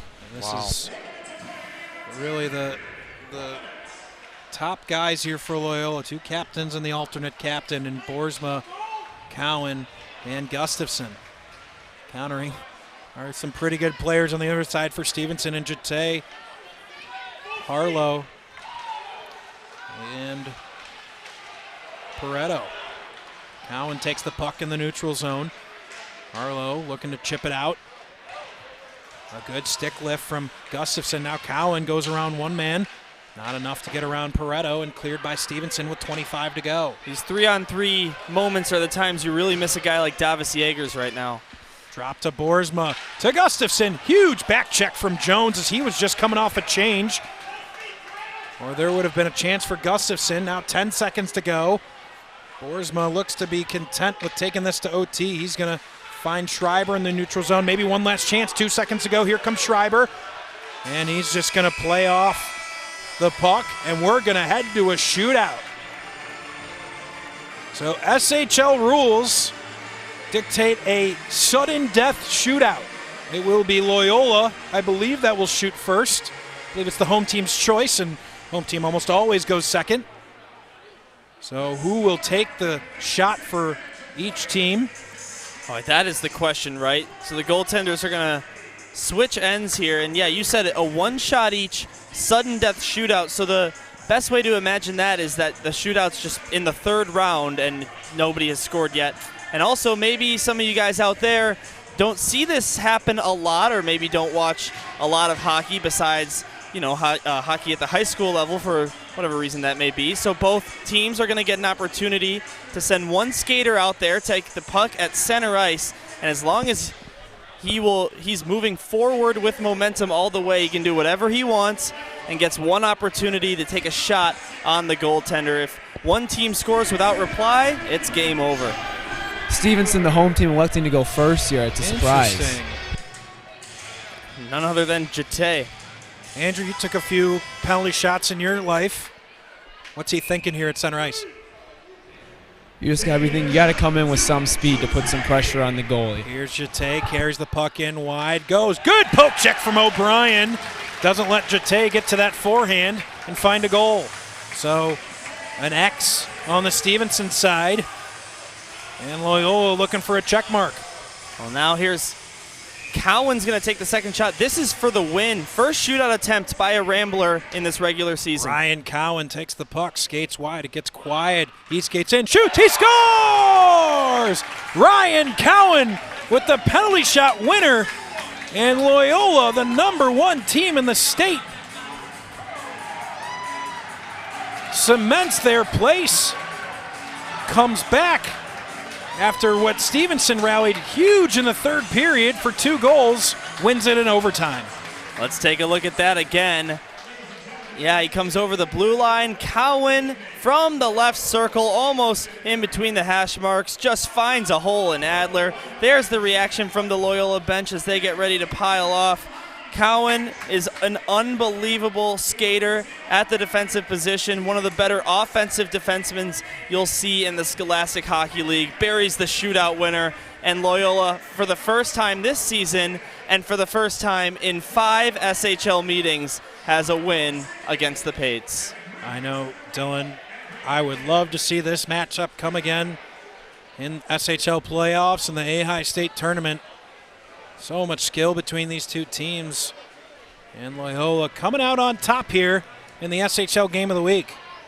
We're going to stand by here as Andrew Rubens looking to corral Scott Sorello, maybe a player as well.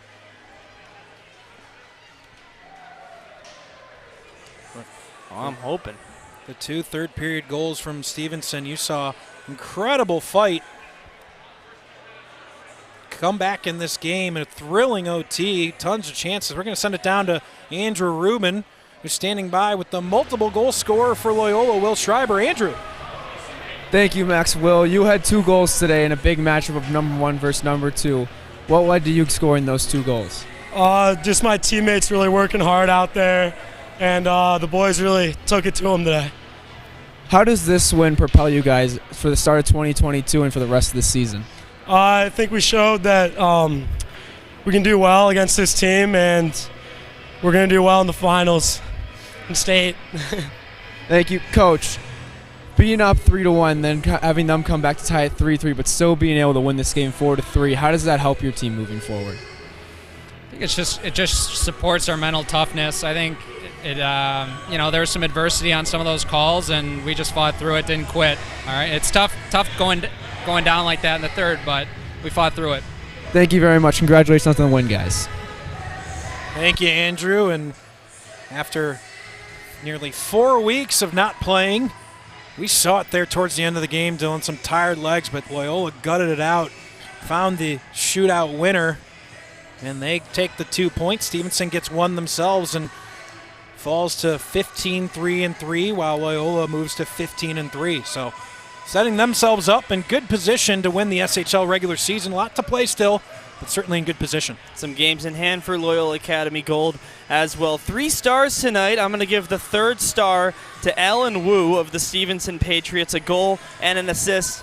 Couldn't finish out the Gordie Howe hat trick with a fight, but 2 points on the board for Wu, including the first goal of the game. 2nd star, it's got to go to Cowan with the overtime winner, or make that a shootout winner from center ice after his goaltender O'Brien made the first stop. That was an awesome move and a great place to shoot that puck to clinch the win for gold. Finally, give the number 1 star to 71, Will Schreiber. 2 goals on the night.